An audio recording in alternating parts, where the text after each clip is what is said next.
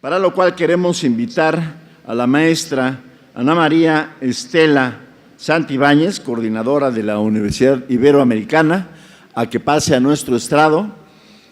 Y por supuesto le acompaña Jesús López Parra de la Universidad Iberoamericana, y nos honran también con su presencia como moderadores en este panel José Ricardo Contreras Peña, director general adjunto de Normatividad de Distribución y Expendio de la Unidad de Normatividad y Regularización de la Semarnat, de la Secretaría del Medio Ambiente y Recursos Naturales, Agencia de Seguridad de Energía y Ambiente de la SEA, a quienes invito a pasar al stand. Y también queremos invitar a don David Hernández Martínez, director general de Normatividad de Procesos Industriales, Transporte y Almacenamiento, también de la Secretaría de Medio Ambiente y Recursos Naturales, quienes van a intervenir en esta plática. Bien, en primer término cedemos el uso de la palabra a la maestra Ana María Estela Ramírez Santibáñez. Con mucho gusto. Bueno, muchas gracias por la invitación. Actualmente yo me desempeño como académica de tiempo completo de la Ibero Puebla, en la licenciatura en Derecho, y recientemente me he estado trabajando sobre el tema de medio ambiente. En ese orden de ideas se publicó un cuaderno de investigación que se llama La regulación del medio ambiente mediante preceptos negativos, y se trata ahí de delimitar lo que significa el derecho a un medio ambiente adecuado. Entonces, de eso les hablaré muy brevemente y de manera muy general. Básicamente, en el estudio que se realizó, se considera que el hombre primitivo tenía oportunidad de, cuando se acababa el agua o los recursos en un cierto lugar, podía cambiarse a otro lugar, y de esa manera pues no notaba los daños que se iban ocasionando al medio ambiente. El principal impacto al ambiente se causó cuando el hombre primitivo se volvió sedentario, cuando apareció la agricultura, la ganadería, porque en ese momento se quedó en cierto lugar, se instaló en un lugar y ya no pudo cambiarse, ¿no? Ya de alguna manera se iba acomodando al lugar, generalmente se buscaban lugares cerca de los ríos, de los lagos, y eso pues poco a poco, ¿verdad? Al estarse sintiendo cómodo en un lugar y quedarse fijo, pues fue provocando de alguna u otra manera el daño al medio ambiente. En ese sentido se considera que el paso del ser nómada al ser sedentario pues es como determinante en este sentido. Voy a dar ahí un salto hasta llegar a nuestro país para estudiar aquí lo que es el derecho a un medio ambiente. La materia ambiental en México se considera que es concurrente, ya que en ella, en su protección, interviene tanto la Federación como los estados y los municipios. Algo que me encargué mucho de estudiar es en qué consiste el derecho a un medio ambiente adecuado. Es un derecho muy complejo, según pude yo darme cuenta, porque implica la limitación a otros derechos. Para que, por ejemplo, si yo tengo derecho a votar, pues me decido a votar, tengo mi credencial respectiva, me dirijo a las casillas en la fecha establecida y emito mi sufragio sin ningún problema. Pero para que yo pueda gozar del derecho a un medio ambiente adecuado, se requiere del concurso de todos los ciudadanos, de toda la población. Y muchos de estos, para que yo pueda disfrutar este derecho, se requiere que muchas personas no hagan cosas, ¿sí? Que no contaminen, que no acaben con especies en vías de extinción, que no, digamos, pues también contaminen el agua, que no dañen el aire, ¿verdad? Entonces, desde mi perspectiva, el derecho a un medio ambiente se logra mediante que las personas no hagan, se llaman obligaciones de no hacer, mediante abstenciones, se logra más que mediante las obligaciones de hacer o los mandatos. También estudié en este trabajo en qué se traduce el derecho a un medio ambiente adecuado según diferentes perspectivas. Puede ser un fin del Estado. En algunos países que lo consideran un fin del Estado, los ciudadanos y la población no tienen injerencia. porque solo el Estado, al ser un fin de pues tendría que hacer todo lo que esté en sus manos para lograr este derecho que lo gocen todos los individuos. También puede ser un derecho público subjetivo, como es en el caso de México, que está reconocido en el artículo 4 de la Constitución, y se le llama derecho a un medio ambiente sano.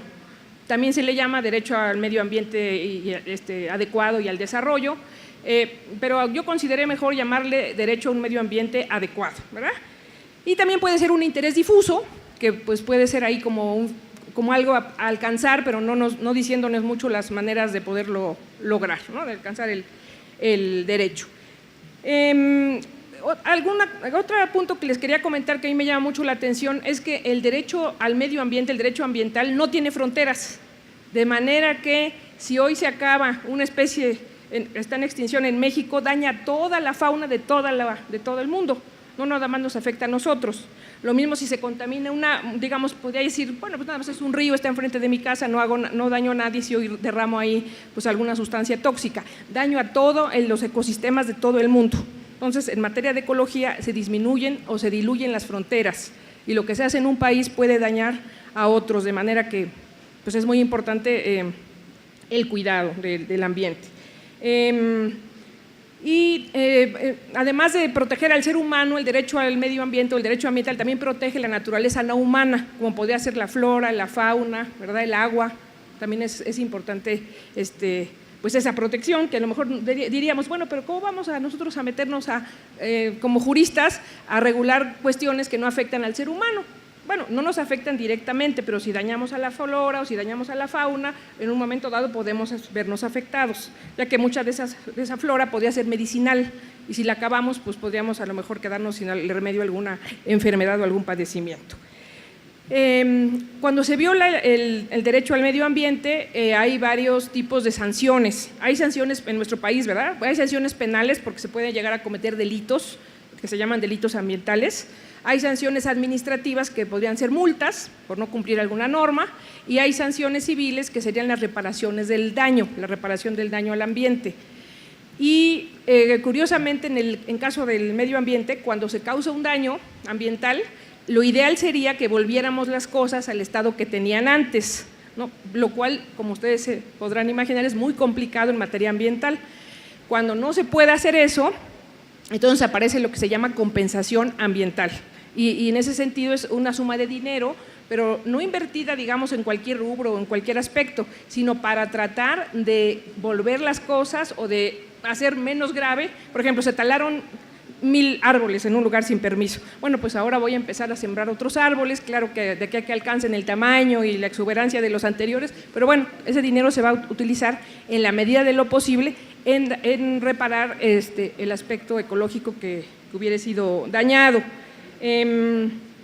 Y una situación que también estuve reflexionando, que quiero compartirles ahora, es que en materia ambiental no cabe mucho, no tiene mucha, ¿cómo podría yo decir?, mucha utilidad las penas de prisión, las sanciones, porque ¿qué ganamos con meter a la cárcel a una persona que acabó con la especie de oso tal, ¿verdad?, o de león tal, o de el lince? Nada, o sea, él puede estar ahí 30 años, 40 años y la especie no se va a restablecer. Entonces creo que serían mejor las sanciones económicas y que en materia de medio ambiente yo estuve pensando qué porcentaje darle a lo que sería la prevención, a lo que sería la represión y a lo que sería la reparación. Entonces, a la prevención yo le daría un 70%. O sea, es muy importante no incurrir en daño al ambiente porque una vez causado es o muy difícil o imposible volverlo a restablecer. A la reparación, pues bueno, le di un 20% porque pues desde luego si causamos un daño tendríamos que pagarlo, ¿no?, como cualquier individuo, cualquier persona. Y a la represión, que sería el castigo de cárcel o así, yo le daría solo 10%, ¿no? En el sentido porque pues ya no me sirve de nada estar viendo a la persona tras las rejas si lo que se cometió en relación al ambiente pues no se puede reparar.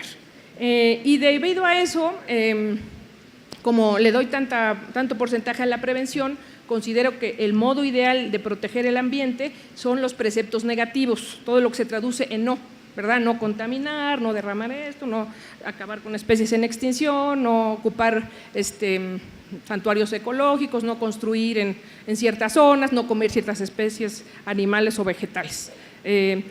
Realmente, bueno, básicamente yo concluyo en ello. Y otro punto importante que les comento brevemente con lo que yo termino mi participación es que también analicé si el derecho ambiental sería una rama autónoma, si ya merece un nombre propio y ya puede estar separada del derecho administrativo. Es muy joven, es una rama del derecho muy joven, si lo comparamos con el derecho romano, pues que es milenaria, ¿no? Como la primera rama del derecho. Entonces, es una rama muy joven, pero ya podríamos decir que es autónomo, porque tiene autonomía legislativa, hay leyes que lo regulan, tiene autonomía judicial, hay órganos administrativos y judiciales que regulan las controversias, tiene autonomía literaria, ¿verdad?, que se refiere a que ya hay obras específicas que estudian la materia ambiental, autonomía científica, también pues que ya se estudia de manera importante la rama del derecho, autonomía didáctica se enseña ya como rama específica en muchas licenciaturas y en posgrados en derecho. En algunos todavía es opcional, pero ya en muchas otras universidades es una materia obligatoria. Y tiene una autonomía institucional, ya que hay organismos específicos que protegen el medio ambiente, secretarías y dependencias, ¿no?, de la Administración Pública Federal. Entonces, bueno, pues yo solo quiero decir que para terminar, que es un derecho muy complejo, el derecho al medio ambiente, que implica el concurso de todos y que también nos va a demandar limitarnos de muchas cosas para poder permitir a otras personas que por otras generaciones disfruten de la naturaleza. Muchas gracias.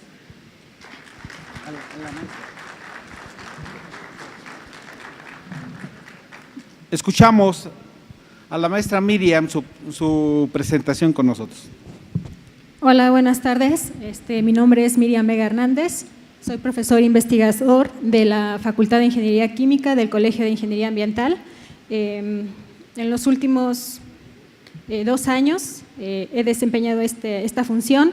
Antes de esto participé en el Centro Universitario de Vinculación y Transferencia de Tecnología de la UAP, principalmente desarrollando proyectos con Pemex para específicamente proyectos o convenios donde vinculamos la universidad con la empresa en el área de seguridad, salud, en el trabajo y protección ambiental. Bueno, principalmente me gustaría comentar, ahorita que viene estas cuestiones de la reforma energética, estaba pensando sobre qué tema poder platicarles y me encontré que a finales del 2010 fue lanzada a nivel mundial la norma ISO 26000 de responsabilidad social.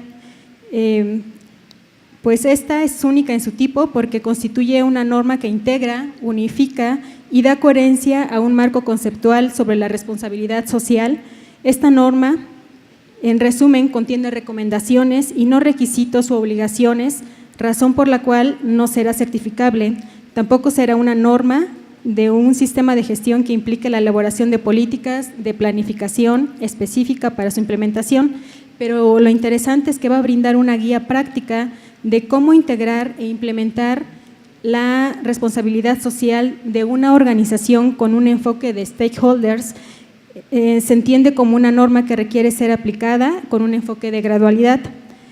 Para mí considero que es importante esta responsabilidad social porque la responsabilidad de una organización ante los impactos de sus decisiones y actividades ocasionan en la sociedad y al medio ambiente a través de un comportamiento transparente y ético que contribuye al desarrollo sostenible, incluyendo la salud y el bienestar de la sociedad, tome en consideración las expectativas de sus partes interesadas, cumpla con la legislación aplicable y sea congruente con la normativa internacional de comportamiento y esté integrada por toda la organización y la lleve a la práctica en sus relaciones entendidas como las actividades de dicha organización en su esfera de influencia. Considero que esto es importante porque involucra diferentes aspectos de responsabilidad social que la hacen de gran alcance e integral. Para comenzar, habla de un compromiso transparente y ético. Mencionan también que contribuye con el desarrollo sostenible y toma en cuenta a las partes interesadas, deja de lado la voluntariedad del tema y además estas acciones deben verse reflejadas con toda actividad empresarial, tanto interna como externa. Por lo tanto, bueno, esta definición nos deja claro que existen diversas dimensiones de responsabilidad social. Una visión de negocios que integra el respeto a las personas, los valores éticos, a la comunidad y al medio ambiente, con la gestión misma de la empresa, independientemente de los productos o servicios que ésta ofrezca al sector al que pertenezca, de su tamaño o de su nacionalidad. De esta forma, se da por entendido que la responsabilidad empresarial no es algo ajeno o añadido a la función original de la empresa. Por el contrario, implica cumplir con ella con una conciencia de que esto impactará de forma positiva o negativa, directa o indirectamente, interna o externamente, a grupos y comunidades vinculados con su operación. Es la capacidad de responder a estos desafíos buscando maximizar los impactos positivos y minimizar los negativos, haciendo mejores negocios al atender estas expectativas. Un elemento adicional funcional es que la responsabilidad social de las empresas debe de ser apoyada e incentivada por los altos mandos de las organizaciones. Esto va a permitir que las empresas incrementen su competitividad a través de la generación de confianza con base a su negocio. En conclusión, la responsabilidad social empresarial lleva a la actuación consciente y comprometida, a la mejora continua, medida y consistente que permite a la empresa generar un valor agregado para todos los públicos y con ello ser sustentable y competitiva. Considero que la acción responsable integral implica el análisis y la definición y el alcance de la organización que tendrá. Por ejemplo, en su dimensión ecológica interna, implica la responsabilidad total sobre las repercusiones ambientales de sus procesos, sus productos o subproductos y por lo tanto la prevención y en el caso el remedio de los daños que causen o que pudieran causar. En su dimensión ecológica externa, conlleva a la realización de acciones específicas para contribuir a la preservación y a la mejora de la herencia ecológica común para el bien de la humanidad actual y futura. La responsabilidad social empresarial solo se comprende reconociendo 4 líneas o ámbitos básicos y estratégicos que explican su presencia en toda actividad de la empresa.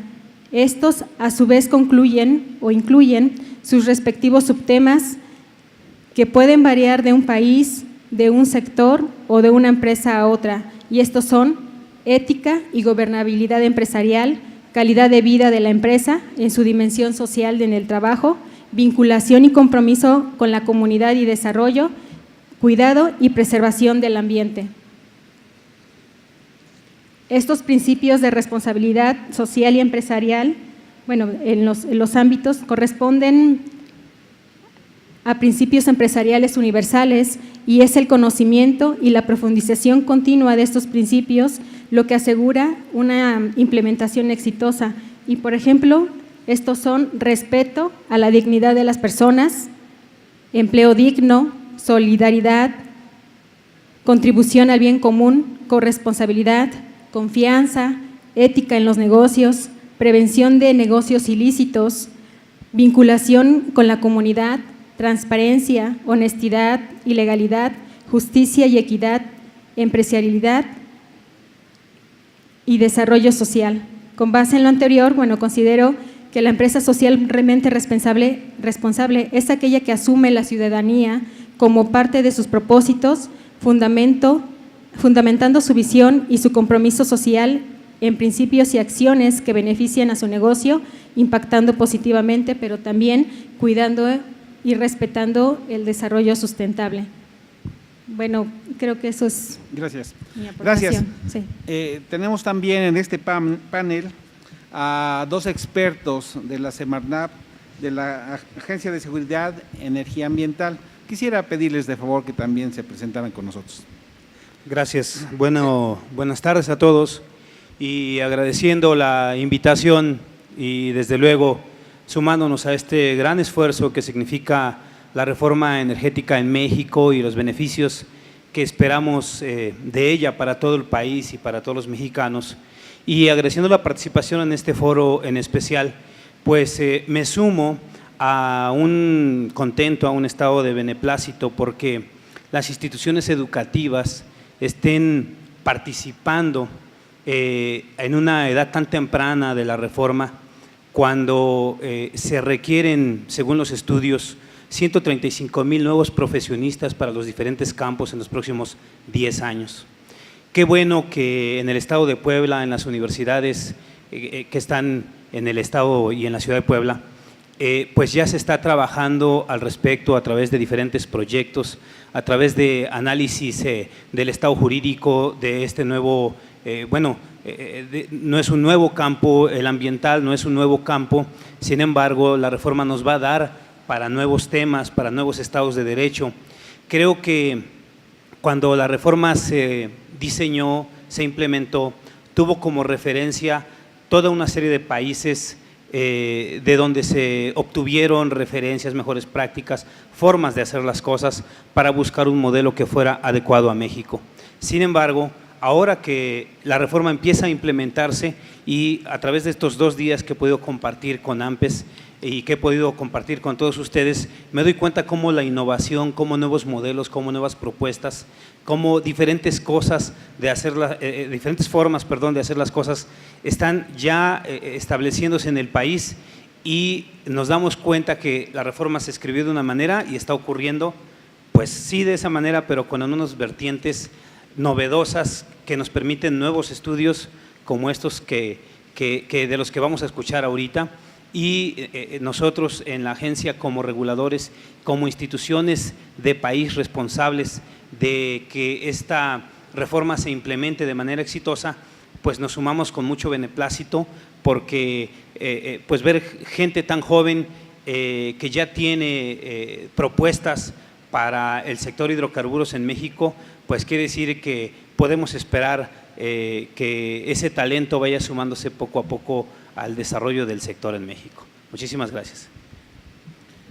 Gracias al doctor David Martínez. Escuchamos. Gracias, buenas tardes.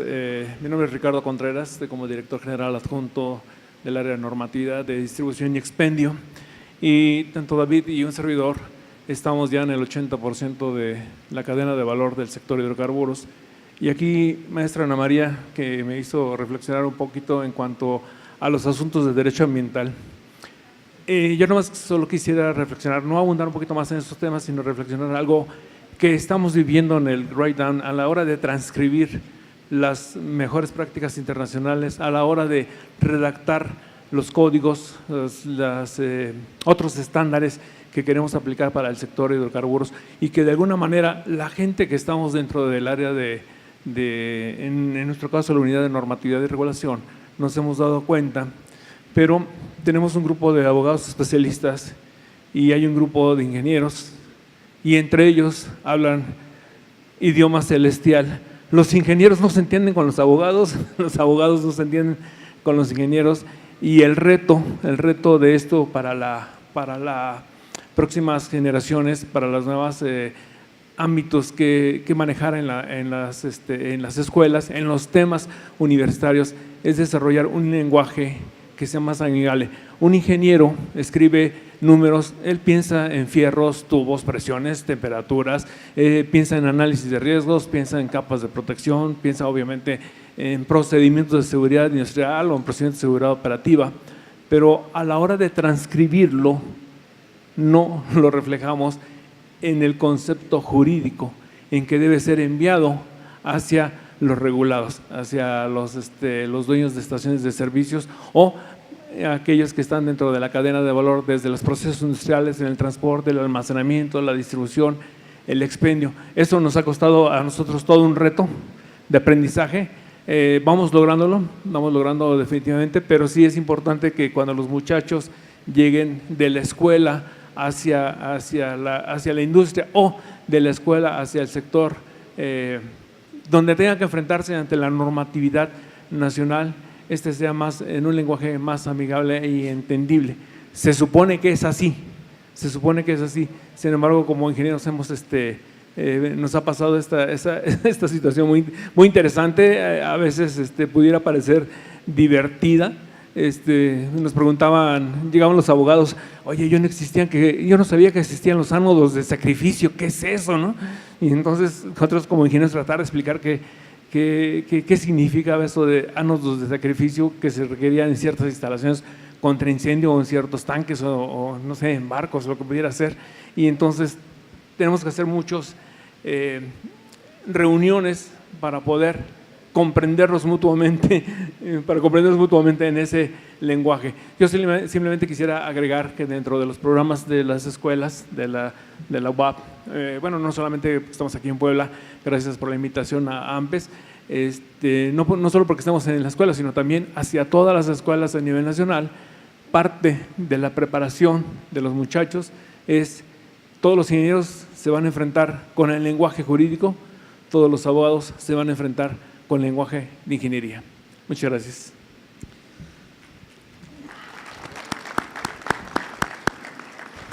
Gracias a nuestro especialista Ricardo Contreras, qué amable.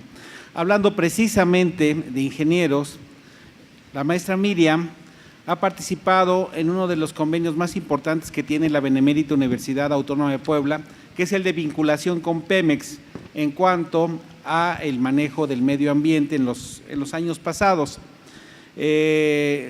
Maestra, considerando en una escala del 0 al 10, donde 5 es reprobado, ¿sí?, y 6 es mediano, 7 regular, y 8 es muy bien, 9 es perfectamente bien y 10 es sobresaliente, ¿cómo considera usted que en manos de Pemex se ha dado, por su experiencia en las plataformas, cuidando suelos, aire y agua, ¿cómo podemos calificar nosotros la eficiencia de Pemex en los años de la vinculación de Pemex con la UAP? Interesante. Bueno, les comento que estuve colaborando en un convenio Pemex-UAP, precisamente, bueno, fueron dos. Uno fue los dos con Pemex Exploración y Producción, el primero con la región norte, que comprende lo que es Veracruz, Cerro Azul, Poza Rica, Tuxpan, Altamira, Tamaulipas y lo que es Burgos, ¿no?, que es Reynosa. Bueno, ahí la UAP participó elaborando análisis de riesgo a procesos en todas las instalaciones de la región norte. Después nos fuimos a la región sur, también para Pemex Exploración y Producción, pero ahora atendimos lo que fue desde Coatzacoalcos a parte de Campeche, todo lo que fue Tabasco, todas esas instalaciones por parte de la Gerencia de Transporte y Distribución de Hidrocarburos. Y bueno, no podré yo generalizar para dar una calificación así, porque bueno, también requiere un análisis que se debe de considerar en varias dimensiones y proporciones, y por la misma complejidad de lo que es la empresa, se tendría, considero que evaluar por cada centro de trabajo, porque pues son bastantes, como los decían, toda la cadena de la producción, desde lo que es la extracción del hidrocarburo hasta sus diferentes fases, como puede ser desde su almacenamiento, su distribución, su refinación y su venta, pero creo que Pemex siempre se ha preocupado, incluso desde antes de que existiera la LEGEPA, por el cuidado y la preservación del medio ambiente. Y pues las acciones obviamente se ven porque Pemex siempre se ha interesado en vincular también con las universidades y trabajar al respecto del cuidado del mismo. Entonces, de todas las actividades que hemos desarrollado con ellos y su preocupación, yo considero que la escala, bueno, debe de ser arriba del 8, porque sí se ha preocupado y se ha ocupado por atender estas problemáticas que se pudieran dar en sus instalaciones. Cuando hablamos de este cuidado de las instalaciones de Pemex y el medio ambiente, casi siempre nos ponemos a pensar en la flora, en la fauna, pero hay situaciones también que son muy importantes que nos gustaría que usted abordara, como son daños patrimoniales, pérdidas de vidas humanas. Bajo esa situación, ¿qué empeño ponen las universidades como la UAP y empresas como Pemex cuando tenía bajo sus manos la norma de estas situaciones, ¿qué tan exitoso se puede pensar que es un cuidado del medio ambiente en relación también a las vidas humanas?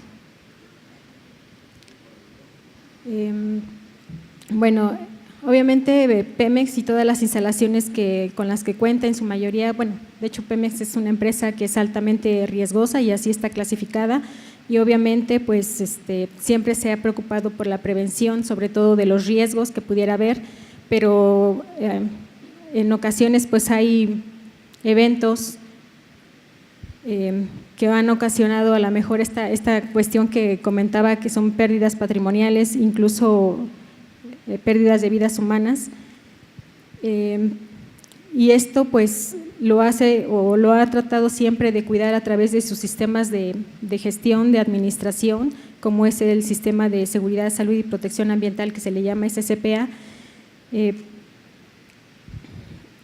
Con respecto al cuidado, bueno, a las pérdidas de vidas humanas, lamentablemente pues son eventos a veces o emergencias ambientales o de eventos desafortunados, ¿no?, que han lamentablemente pasado.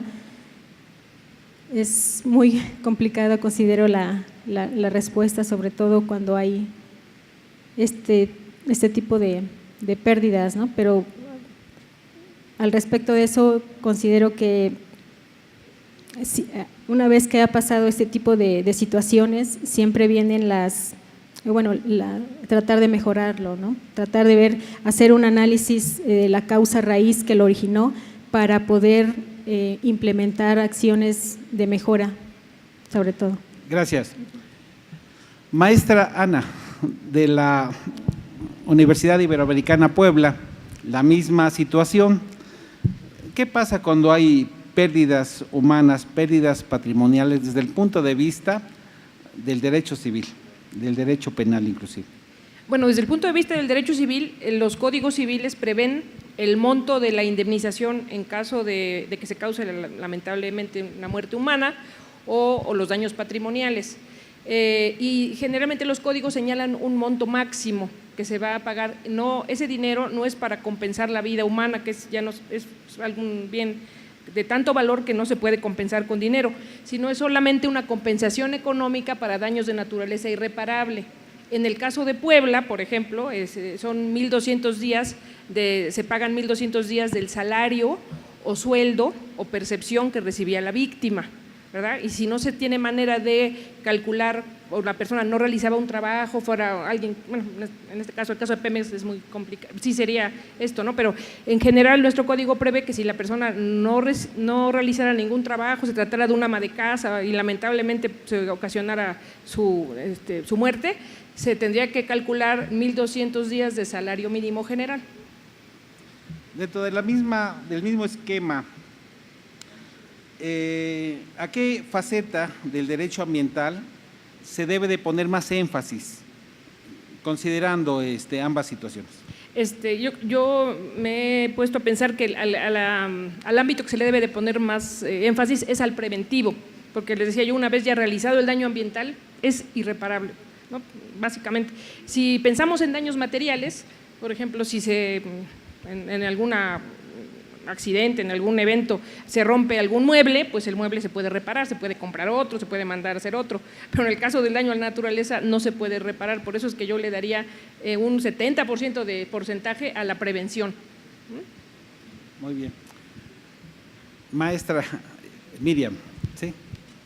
Si nosotros creemos, creo que todos estamos de acuerdo en eso, que los oleoductos son el sistema fundamental de circulación de Pemex, ¿qué tan eficiente es el mantenimiento de ellos?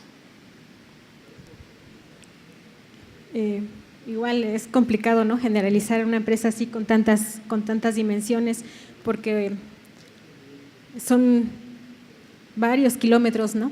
Son las venas de la distribución de los hidrocarburos aquí en México, los ductos. Bueno, de lo que a mí me tocó ver en la región sur, por ejemplo, que estuve en la Gerencia de Transporte y Distribución de Hidrocarburos, pues Pemex tiene, digamos, hace sus programaciones anuales para el mantenimiento de los mismos, y siempre está preocupado que al menos los prioritarios, bueno, los prioriza, ¿verdad?, por el volumen de transporte que manejen o el tipo de producto que también manejen. Entonces, se hacen programaciones anuales para darle lo que es pues mantenimientos preventivos, incluso predictivos, y cuando ya ha ocurrido algún evento, incluso pues ya serían correctivos, ¿no? Pero sí tienen estudios de integridad mecánica, incluso cuando salieron fuera de operación, los sistemas de inertización, lo que comentaba aquí también el ingeniero, que bueno, las protecciones catódicas, ¿no?, de los ánodos de sacrificio, o sea, tienen un buen sistema de mantenimiento de ellos, ¿no? Obviamente que pues siempre se prioriza dependiendo de la importancia y el volumen que transporten.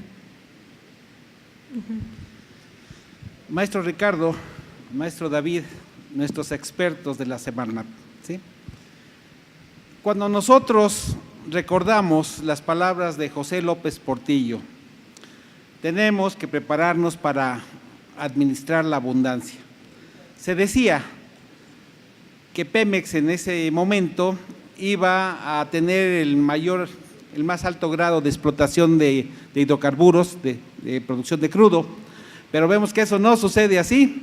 Sucede mejor todavía que en su época, digamos de 2008 en adelante con el presidente Calderón y desde antes con el presidente Fox. Actualmente, del 2017 al 2012, de más de 2,5 millones de barriles diarios de producción de crudo, ha bajado Pemex a 2,012,000 barriles de petróleo diarios. Quiere decir que hemos tenido un decremento de un 20% y nos estamos preparando con la reforma energética para las nuevas condiciones y el nuevo papel de Pemex. La pregunta sería, ¿qué perspectivas tenemos bajo esa situación?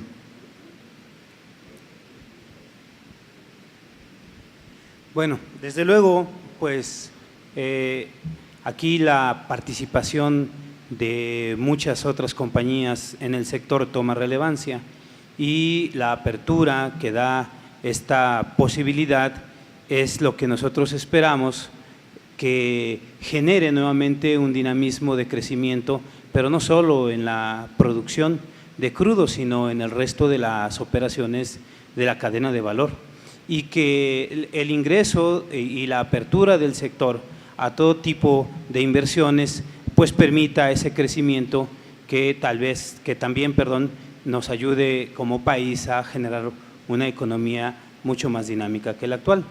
Desde luego es importante cómo nosotros como instituciones, las industrias como inversionistas, las instituciones académicas como desarrolladoras de talento, de conocimiento, de desarrollo tecnológico, participamos todos involucrados en esta dinámica.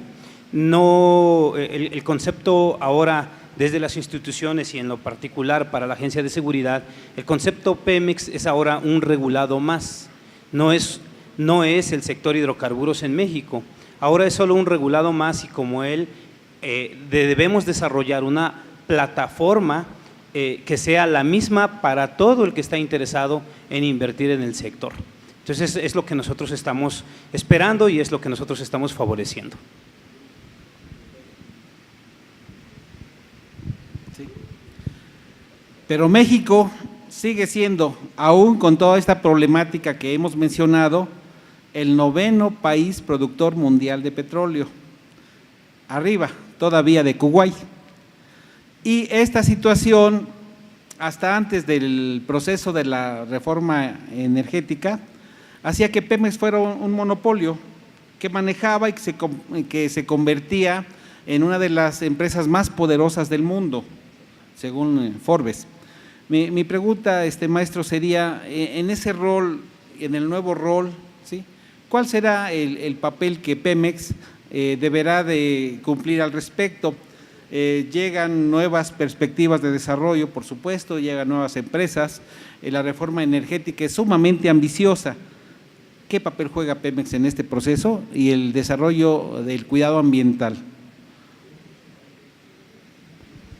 Pero como mencionaba el maestro David, Pemex ahora pasa a ser, o ha pasado a ser un regulado más, tiene que apegarse a la legislación desde que ha existido desde hace muchos años de ambientales, hasta la que nosotros vayamos emitiendo como agencia de seguridad. Pemex ha participado en nuestras normas como un integrante dentro del Consejo Consultivo Nacional de Normalización y ha mostrado su interés por su mejora. ¿Qué va a pasar en materia de contaminación en futuro? No tan solo en la participación, porque como participación pues es un regulado más y es un competidor más ante los sectores industriales.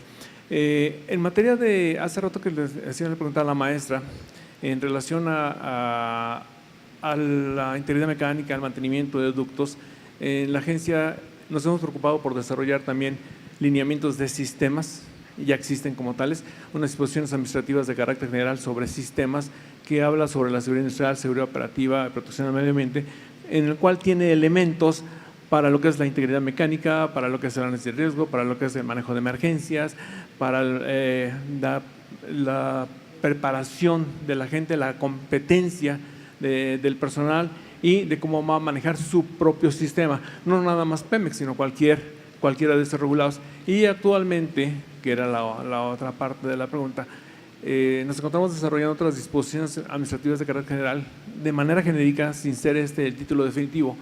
Está relacionado con el cierre, desmantelamiento y abandono. Aunque la maestra Ana María mencionaba que cuando existe la desaparición de alguna especie ya no hay otra manera de resarcir este evento, lo que sí queremos que cualquiera que sea el regulado, llámese Pemex o no, a la hora que se vaya de la instalación, en la parte de que cierre su instalación simplemente porque ha hecho una decisión comercial de parar, empacar, dirían algunas gentes de Pemex o algunas gentes del sector, o ha decidido desmantelar, que lo haga en cumplimiento a lo que es la legislación ambiental y trate de resarcir las instalaciones, y si la va a abandonar, tómele el tiempo que le tome, por lo menos se trate de dejarlo en las condiciones a las cuales encontró ese lugar. El gran reto obviamente va a ser las especies que ya desaparecieron, pero de alguna manera habrá que restablecer el sitio cuando estos ya se alejan. Estamos trabajando en ello en la agencia y retomando el planteamiento de la pregunta que me hacía, pues Pemex es un regulado más como cualquier otro participante en el sector, interesado en participar en el sector de hidrocarburos, pero a su vez hace actividades y participa en la economía nacional, pero cuando se vaya, cuando abandone, tendrá que dejar por lo menos restablecer las condiciones del sitio a como las encontró. Gracias. Los expertos sociales dicen que a los que somos todavía ciudadanos del siglo XX, aquí se encuentran muchos de ellos, nos encontramos muchos de ellos, ellos dicen que nos estamos encontrando con dos generaciones nuevas que están muy vigentes y que van a tomar también un papel preponderante en toda esta problemática. Una de ellas es la generación alfa, que podríamos pensar que es de 1990 al 2000, es una generación de enlace, y la otra es la generación milenio, del 2000 al 2017, y aquí tenemos miembros en el panel que forman parte de esas generaciones. En la expo de la Ibero me encontré con una propuesta de un joven de la Ibero que nos decía respecto a una propuesta de los jóvenes en torno a la reforma energética. No sé si brevemente nos podría dar alguna relación.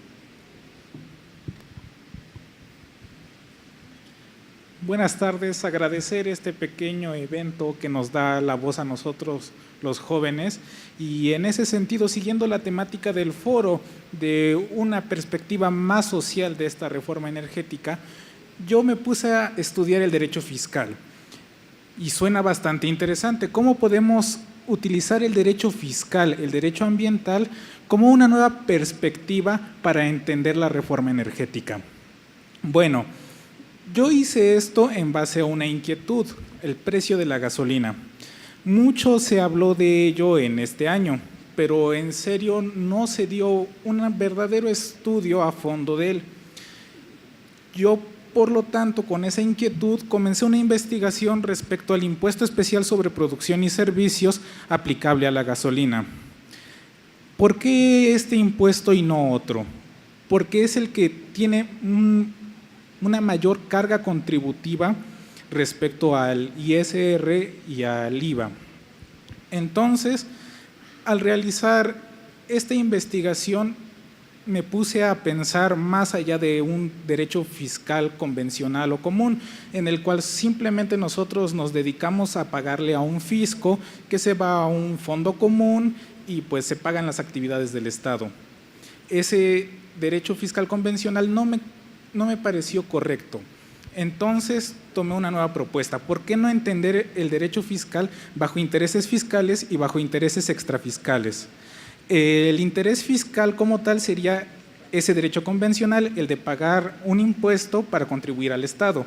Pero ¿qué tal de utilizar los impuestos como medidas para obtener otro tipo de beneficios? Esos serían los intereses extrafiscales. Un ejemplo de ellos es que el mismo impuesto, al gravar este tipo de combustibles, puede permitir la entrada a nuevas tecnologías en el sector energético.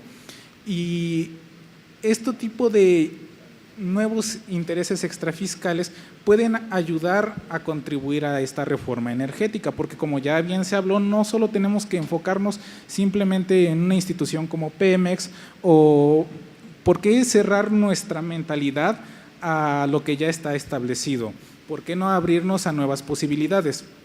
Por eso, al estudiar esto, me propuse a estudiar los principios de los impuestos. Uno de ellos me pareció muy interesante, que se le conoce como principio de gasto público, en el cual, resumidamente, nosotros pagamos para un fondo común.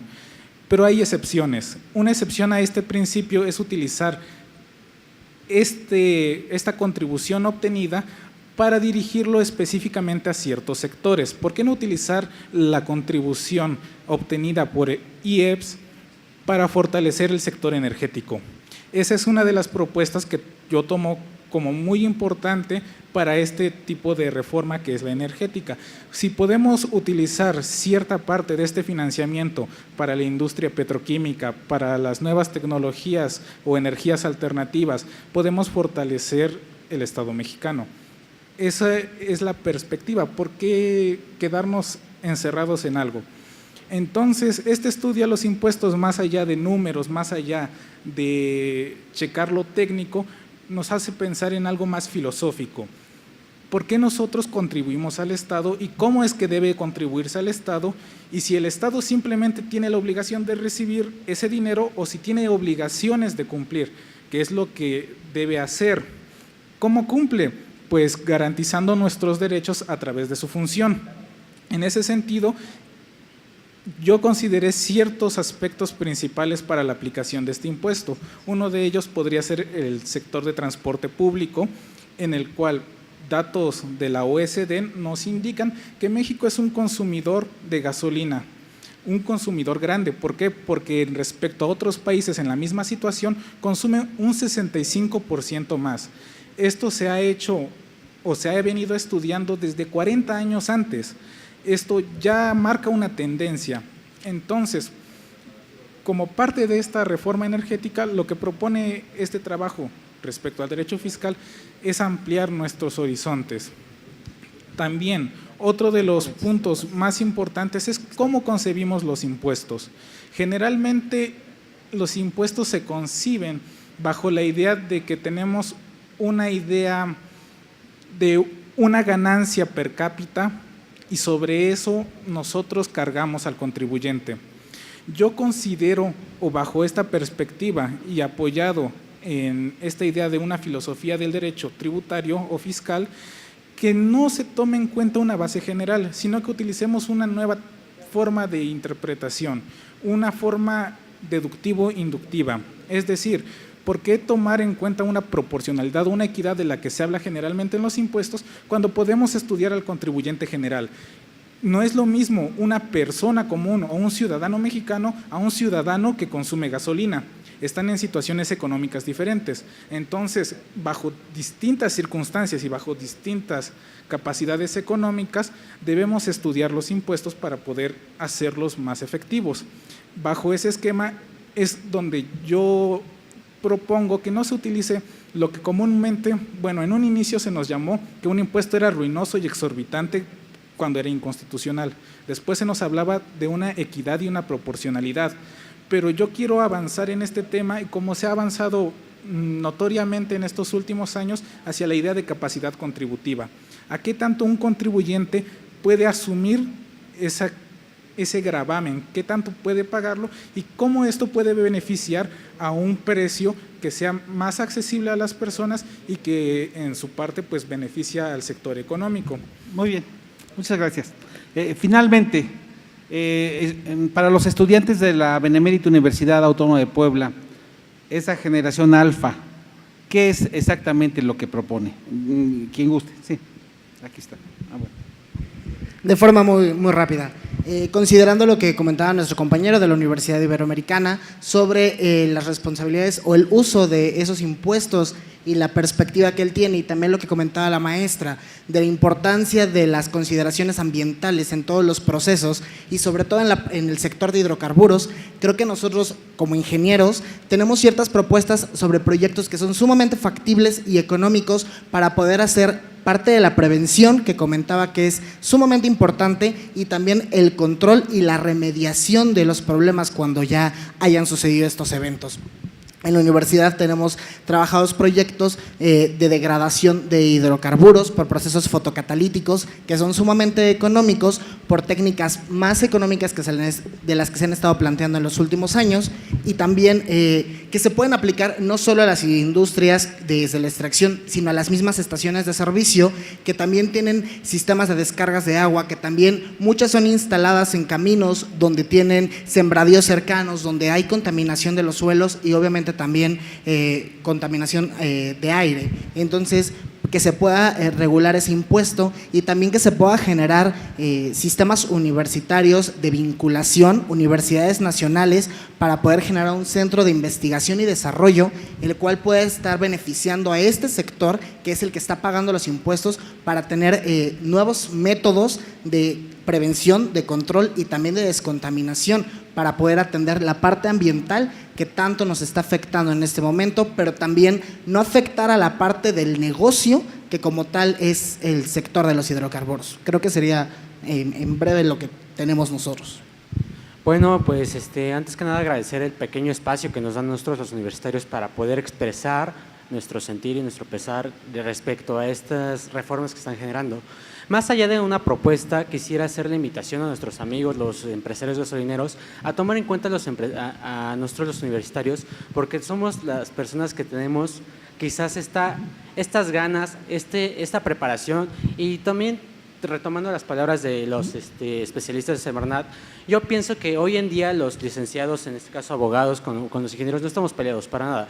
Yo pienso que más allá de eso, estamos en busca de juntar y generar sinergias de trabajo en las cuales los abogados empiezan a incluirse dentro de sectores ambientales y los ingenieros como tal estamos empezando a prepararnos más allá de números y letras y ese tipo de cosas que como se nos tiene estereotipado, y empezamos a prepararnos en leyes tipo ISOs. Ayer estuvimos en algunas ponencias respecto a cambios de la Ley General de Biodiversidad, entre otras cosas. Y bueno, en general esa es mi conclusión y bueno, muchas gracias por el espacio. Muchas gracias por el espacio, su servidor Luis del Bueno. Falto yo, gracias. Perdón. Despierte. La verdad lamento que haya estado un tanto aburrido esto. Créanme que en lo personal teníamos pensado una dinámica mejor para este panel. Sin embargo, pues bueno, el título es Perspectivas Ambientales. Como empresarios, ¿qué estamos haciendo? Porque al igual que ustedes, o sea, nosotros como ciudadanos tenemos obligaciones, así como las que tienen funcionarios en dependencias. Nosotros, por ejemplo, Ayer me atreví a preguntarle aquí al maestro que si ya había salido lineamientos para estar al pendiente con el fracking. No sé si han escuchado del fracking. Bueno, investíguelo. El fracking está interesante porque en realidad puede ser mucho peligro para nosotros. La función que está desempeñando la agencia, la CEA, es muy importante. Cuando ustedes vean todo lo que abarca, se van a asombrar. Yo me quedé así de, ¿en serio? Pero pues ahí está nuestra responsabilidad como ciudadanos, porque tenemos que leer también respecto a qué es lo que va a regular para también poder hacer denuncias y estar al pendientes, porque con el fracking se pueden llegar a contaminar mantos acuíferos. El agua es un tema de seguridad nacional que nos va a pegar a todos, y si independientemente si la empresa que está encargada en esto va a pagar el daño que ha hecho, aún así los afectados vamos a ser nosotros. Y aunque está muy bien estipulada estos lineamientos de extracción de hidrocarburos en yacimientos no convencionales en tierra, así lo pueden buscar. Y bueno, agradezco el tiempo. Espero que esta expo nos haya servido a todos. Hay que estar al pendiente de todos estos temas y por favor la invitación acá, como estudiante de ingeniería ambiental, hay que cuidar todo lo que hacemos desde nuestros desechos. Yo creo que quienes sacamos la basura nos damos cuenta de todo el impacto que estamos haciendo. Como empresarios tenemos mucho más. No basta con estar al día y cumplir con todas las normas. Somos personas también. Y hay que tener en cuenta eso. Muchas gracias. ¡Bravo! Ahora sí, muchas gracias por el espacio. Su servidor de ustedes, Luis del Razo, decano de la Facultad de Administración de la Universidad Autónoma de Puebla, exdirector de la facultad y exdirector de las empresas universitarias. Muchas gracias. Gracias, maestro. No se vaya, no se vaya. Muchísimas gracias, muy interesante este panel, ya vemos la actuación de los alumnos y de todos los jóvenes que están muy interesados y la sapiencia de las maestras. Muchas gracias por acompañarnos. Y quiero invitar a este estrado a dos consejeros de la Asociación Mexicana de Proveedores de Estaciones de Servicio, a Mari Carmen Sánchez, por favor, y a Antonio Hernández Medina, para que nos hagan favor de hacer entrega de un reconocimiento aquí a nuestros amigos. En primer término, por supuesto, a la maestra Miriam Vega Hernández, coordinadora de la Facultad de Ingeniería Química de la Benemérita Universidad Autónoma de Puebla.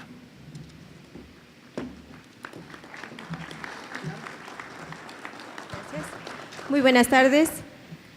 En nombre de la Asociación Mexicana de Estaciones de Servicio, del comité organizador, damos este pequeño reconocimiento por su valiosa participación en este evento. Muchísimas gracias.